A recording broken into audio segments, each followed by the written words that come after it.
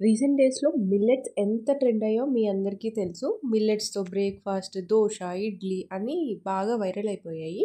So, రోహన్‌కి కూడా ఇలా మిల్లెట్స్‌తో మంచి బ్రేక్‌ఫాస్ట్ ప్రిపేర్ చేద్దామని ఫిక్స్ అయ్యాను. దానికోసం నేను ఇన్‌స్టాగ్రామ్ స్క్రోల్ చేస్తున్నప్పుడు నాకు ఈ జొన్న ఇడ్లీ అనేది రెసిపీ కనిపించిందండి.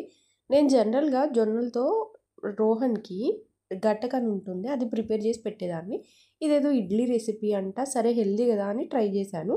ట్రై అయితే చేశాను గానీ, అవి సాఫ్ట్‌గా వస్తాయా? అసలు సక్సెస్ అవుతదా? అని చాలా డౌట్‌గా ఉండే.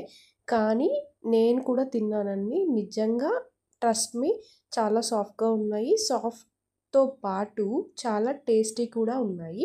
నాకు నచ్చితే సరిపోదు కదా! ఇక్కడైతే నేను రోహన్‌కైతే ఇచ్చేసాను.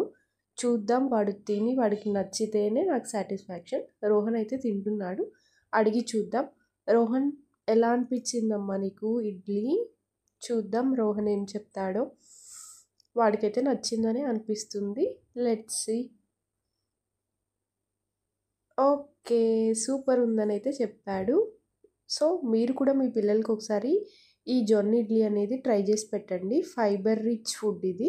ప్రోటీన్ కూడా మంచిగా ఉంటుంది. Bye friends.